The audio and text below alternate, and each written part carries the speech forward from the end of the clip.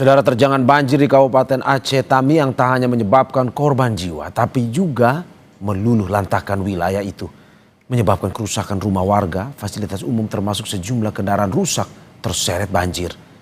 Visual yang Anda saksikan ini adalah kawasan Kuala Simpang, Aceh Tamiang yang luluh lantak usai diterjang banjir pada Rabu dini hari. Tak hanya kerusakan rumah, sejumlah mobil terseret banjir terdapat di sejumlah ruas jalan. Tak hanya mobil pribadi, truk tangki juga ikut terseret banjir. Aceh Tamiang adalah salah satu wilayah yang sempat terisolasi akibat tingginya banjir dari wilayah Langkat, Sumatera Utara dan akses jalan yang terputus menuju Banda Aceh.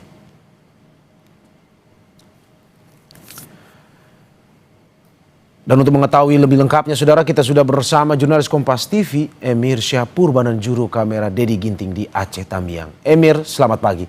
Saat ini tepatnya lokasi Anda berada di mana dan bagaimana pantauan kondisi terkini di sana?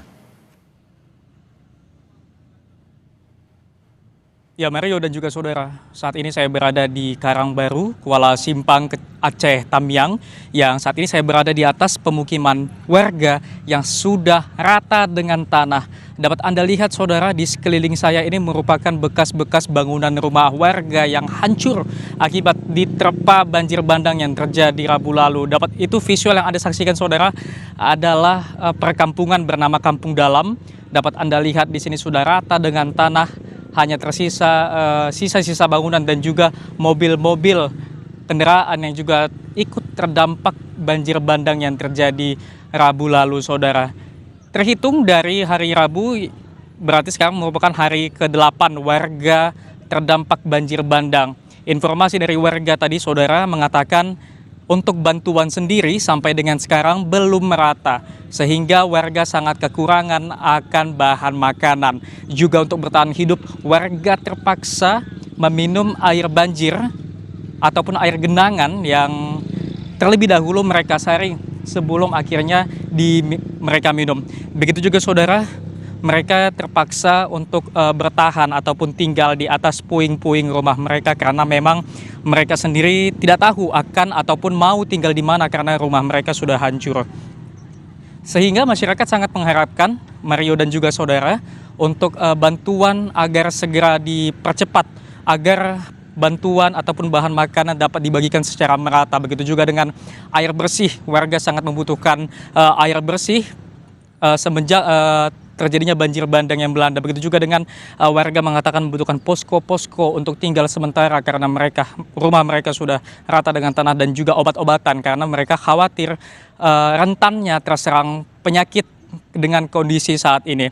Kemarin Mario dan juga saudara, saya sempat bertemu dengan Wakil Bupati Aceh Tamiang mengatakan bahwasannya 90% wilayah di Aceh Tamiang terdampak banjir bandang Rabu lalu. Sehingga memang banjir bandang ini meluluh lantahkan sebagian besar Aceh Tamiang. Kemarin kami juga berkunjung ke salah satu wilayah yang merupakan pusat perekonomian dari Aceh Tamiang, yaitu berada di daerah Lintang Atas. Di daerah sana, saudara, ketinggian air banjir itu mencapai lebih dari 4 meter dan membawa material berupa lumpur-lumpur tebal. Sehingga pasca banjir ini, daerah tersebut lumpuh total karena memang tidak dapat diakses.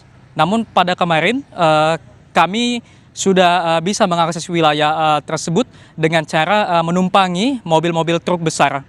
Dan untuk saat ini akses dari dari Medan menuju Aceh Tamiang itu sudah dapat diakses oleh mobil-mobil pribadi seperti mobil SUV ataupun mobil kecil. Dan juga, saudara, pentingnya untuk menyediakan posko-posko di Aceh Tamiang ini karena memang pemerataan posko-posko pengungsian itu belum maksimal sampai dengan sekarang. Warga hanya mendirikan posko-posko secara mandiri dan juga meminta sumbangan-sumbangan kepada pengendara yang lewat, nantinya untuk dikelola untuk memenuhi kebutuhan mereka di posko tersebut, Mario. Ya, Emir, kebetulan karena Anda berada di lapangan saat ini, saya mencoba mengutip salah satu liputan kita di sana, bahwa kata masyarakat di sana, kami saring air di jalan atau banjir buat minum, katanya. Dari yang Anda saksikan saat ini, apakah betul Hingga saat ini warga masih terus berusaha bertahan, membutuhkan air bersih, tapi tetap mengonsumsi air banjir tersebut. Itu yang Anda saksikan saat ini, yang bisa Anda laporkan atau bagaimana sebenarnya? Ya miris sekali Mario, karena memang salah satu hal yang terpenting yaitu adalah air bersih. Namun akses air bersih sampai dengan sekarang itu belum ada. Begitu juga bantuan berupa air bersih belum merata. Seperti liputan kami kemarin, kami mendapati seorang ibu yang terpaksa memberikan bayinya dengan genangan air banjir yang terlebih dahulu disari. Dan itu tentu mengiris hati kita. Seorang bayi diberi minum bekas ataupun dari genangan air banjir, karena memang sudah tidak ada lagi akses air bersih di sini. Dan sampai hari ini saudara, warga sangat membutuhkan air bersih selain untuk memasak, juga untuk tentunya minum ya, karena khawatir sekali warga itu bisa dehidrasi karena ini sudah memasuki hari ke-8. Kita bayangkan saja, dalam satu hari saja kita tidak minum itu sudah dehidrasi yang cukup ya. Bayangkan saja warga di sini 8 hari itu tidak bisa mengkonsumsi air karena memang terbatasnya air bersih di sini. Dan saat ini saudara, saya berada di sebuah rumah yang masih utuh akibat terkena ataupun terdampak banjir bandang lalu. Di sini saya sudah bersama warga ataupun korban banjir yang terdampak. Saya ingin bertanya mengenai akses air bersih. Saya izin bertanya kepada Abang. Jadi bagaimana cara bertahan hidup tanpa adanya air di wilayah ini pasca terjadi banjir, Bang? Kami Bang di sini 13 orang di atas seng kami. Itulah kami minum hanya air lumpur inilah yang kami minum. Ini Angga, sepupu saya. Jadi Bang Angga, lalu setelah bertahan di atas seng ini berapa lama Bang sampai dengan airnya surut? Di atas seng 4 hari 3 malam. 3 hari 4 malam. Lalu setelah banjir terjadi, bagaimana bisa bertahan hidup sampai dengan ini kan sudah memasuki 8 hari. Bagaimana bisa bertahan hidup sampai dengan saat ini? Ya menunggu-nunggu bantuan lah Bang. Nunggu-nunggu bantuan. Ya habis itu ya apa yang ada yang di sini ya kita minum kayak air sumur sisa kan. Dan betul Bang mengkonsumsi air bekas-bekas genangan banjir nih Bang? Iya Bang ya. Mau tidak mau lah Bang kan.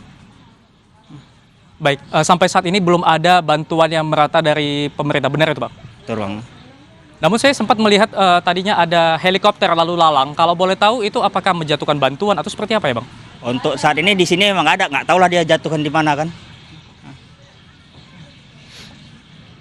Baik, terima kasih Bang Angga atas waktunya.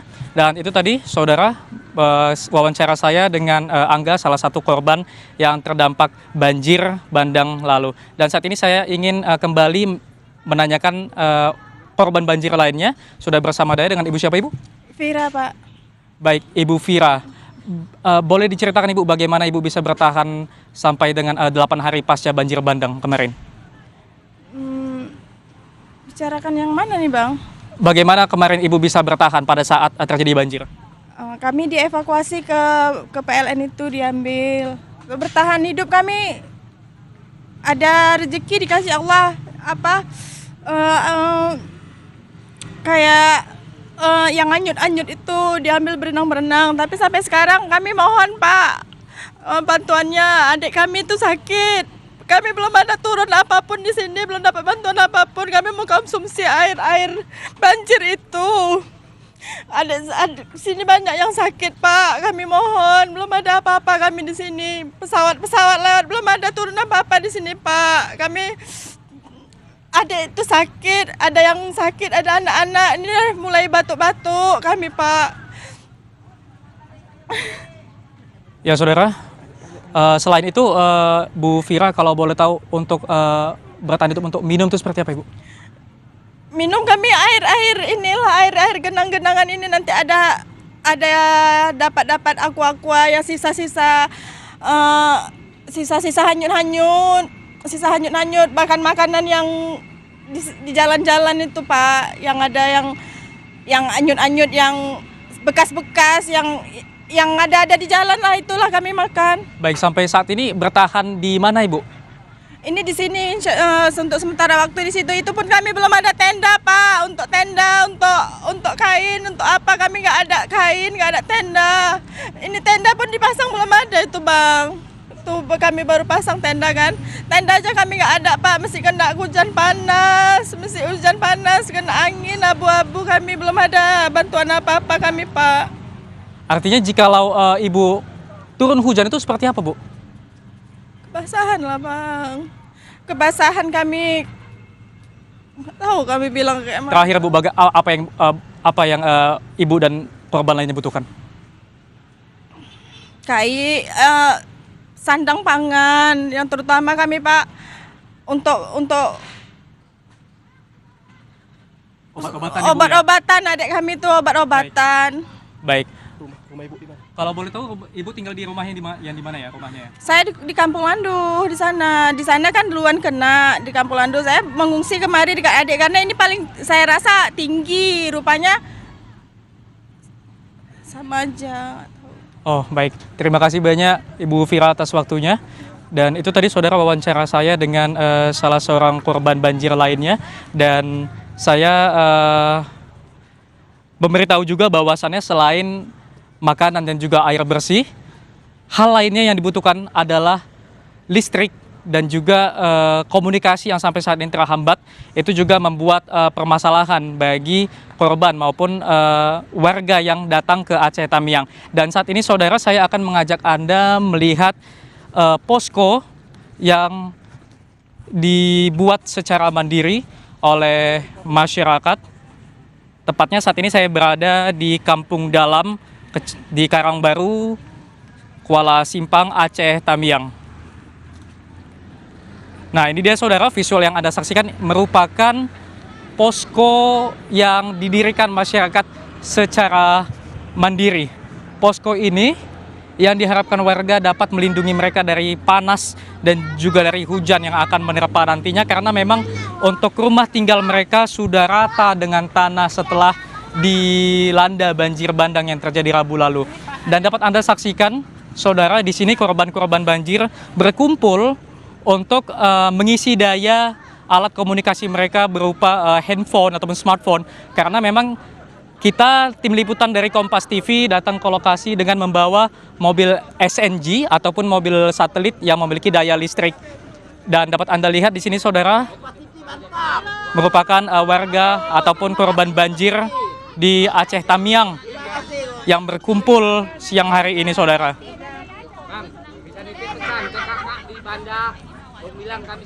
Dan saya ingin mengajak Anda lagi untuk melihat seperti inilah kondisi di Kuala Simpang di Aceh Tamiang saudara. Warga di sini berkumpul untuk mengisi daya alat komunikasi mereka, karena memang listrik sampai dengan saat ini masih padam.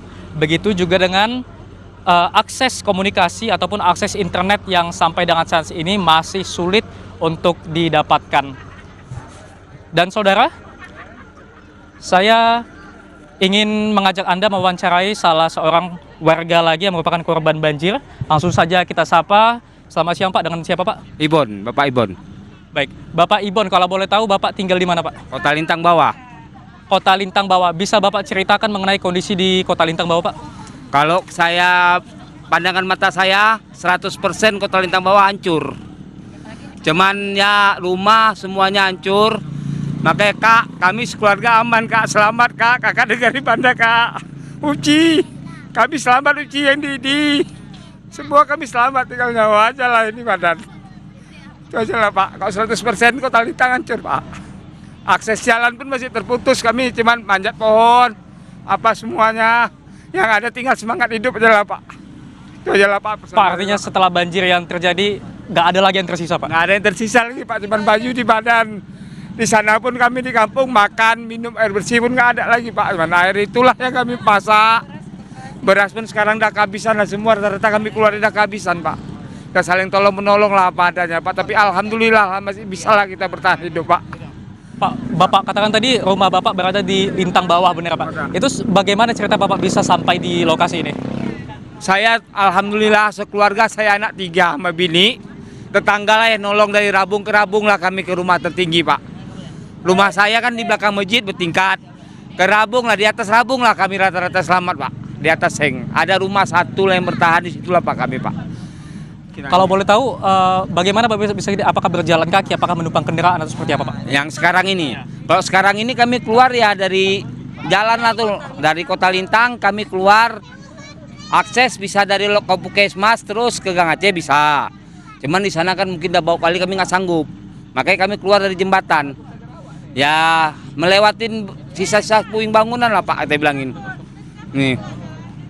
Kalau boleh tahu Pak, tadi Bapak ada menyinggung soal bau atau aroma tidak sedap. Itu apa ya Pak kalau boleh diceritain? Ya binatang sana ada yang mati. Kemarin mayat kami keluarin di sana ada 3, ada dapat kami keluarin. Nah itulah yang saya lihat ternyata sama Datuk Kota Lintang. Kami di Simpang Sakinah tuh mayat kami keluarin 3. Nah habis itu bangkai-bangkai binatang lah lagi mungkin yang ini. Di situ ada lembu kan di SMP, lembu cukup banyak mati. Nah, SMP 1 Kuala Simpang lah. Nah, itu. Baik, terima kasih banyak Bapak atas waktunya. Iya, Pak. Makasih, Pak. Ya itu, saudara, saya tadinya kembali lagi menanyakan ataupun berbicara dengan salah seorang korban banjir yang mengatakan akibat ataupun pasca banjir beliau tidak memiliki apapun yang tersisa, begitu juga dengan korban-korban banjir lainnya. Mario. Ya Emir, sungguh mengiris hati laporan yang Anda sampaikan kepada kita ini dengan kondisi yang Anda sampaikan dari beberapa narasumber yang Anda wawancara, mulai dari yang saya ingat tadi bahwa mereka, bahkan anak bayi ya, anak kecil harus meminum air banjir yang sudah berlumpur di sana untuk bisa bertahan hidup. Belum lagi juga ada yang masih belum mendapatkan bantuan pangan. Kalau kita lihat apa yang Anda perlihatkan kepada kita, bahwa hampir mereka melakukan pengungsian secara mandiri, membangun tenda-tenda semi permanen yang dibangun di sekitar rumahnya. Anda mau sampaikan kepada kita dari visual yang Anda perlihatkan kepada masyarakat Indonesia ini, bahwa apakah betul mereka ini nantinya ini akan tidur beratapkan langit tanpa ada atap ataupun posko pengungsian yang memadai kepada mereka, di saat mereka juga harus menunggu bantuan pemerintah yang sampai saat ini belum tersentuh kepada mereka, dan juga masih anak-anak kecil yang kita lihat ya harus bertahan hidup bersama orang tuanya di situ, seperti itu. Ya Mario, benar sekali. Terbatasnya tenda-tenda ataupun posko-posko pengungsian mengharuskan warga untuk mendirikan posko-posko mandiri. Dapat Anda lihat di sini. Di sini posko pengungsian ini hanya beratapkan terpal. Yang tadi warga mengatakan terpal ini baru saja dipasang. Artinya hari-hari sebelumnya warga hanya tidur beralaskan langit. Benar sekali Mario. Sehingga warga jika hujan akan kehujanan. Jika panas terik seperti siang ini, warga terpaksa menahan teriknya matahari. Dan begitu juga di sini tidak hanya orang dewasa, ada juga anak kecil, ada juga orang yang sedang ataupun korban banjir yang sedang sakit, Mario. Dan tentunya warga sangat mengharapkan untuk pemerintah segera menurunkan bala bantuan. Dan saat ini saya akan mengajak Anda lagi, Mario, dan juga untuk mewawancari salah seorang warga. Selamat siang Bapak, dengan Bapak siapa? Siang, dengan Pak Samsudin. Pak Samsudin, kalau boleh tahu tinggalnya di ataupun rumahnya di mana ya Pak? Titiknya tepatnya kami di Aceh Tamiang, Karangbaru, Desa Dalam. Baik Pak. Bagaimana Bapak bisa bertahan di lokasi ini tanpa adanya atap yang menaungi Pak? Ya, kami coba bertahan untuk mencari tempat dataran tinggi ataupun toko-toko setempat agar bisa kami menyelamatkan diri dan membawa keluarga-keluarga kami dari bencana alam yang sangat dahsyat ini Pak. Baik Pak, ini saya lihat ada terpal yang dipasang Pak. Kalau boleh tahu bagaimana bisa mendapatkan terpal ini Pak? Terpal ini kami dapati di pinggir jalan dan kami menjumpai barang-barang yang ada di tempat-tempat kami tinggal ini. Kami gunakanlah sebaik-baik mungkin untuk menaungi kepala kami yang sangat panas dan hujan apabila malam hari. Baik Pak, selama 8 hari pasca banjir, bagaimana ataupun apa yang dikonsumsi sehari-harinya? Kami mendapatkan dari warga-warga yang banyak membantu dari air minum seperti aqua, dan juga kami mencari sumber-sumber air seperti sumur maupun galian-galian yang ada di depan-depan kami. Kami gunakan airnya untuk minum, untuk mandi, untuk menyuci pakaian anak-anak bayi kami, dan untuk keperluan sehari-hari kami di sini selama pasca banjir. Baik, terima kasih banyak Bapak atas waktunya. Siap. Selalu diberi ketabahan.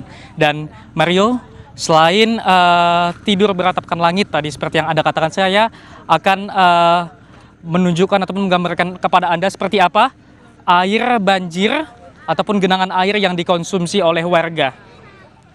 Di sini saya menunjukkan visual, ini adalah air ataupun genangan banjir yang mana warga terpaksa mengkonsumsinya karena ketiadaan air bersih ataupun bantuan air bersih sampai dengan saat ini. Nantinya air-air yang berlumpur ini, air banjir yang berlumpur ini akan disaring terlebih dahulu oleh masyarakat untuk nantinya lebih aman dikonsumsi. Dapat Anda lihat puing-puing rumah yang habis ataupun rata dengan tanah karena dilanda dengan banjir. Dapat Anda lihat di situ ada seperti bekas toilet dan juga ada di sini merupakan ruang utama sebuah rumah, Mario.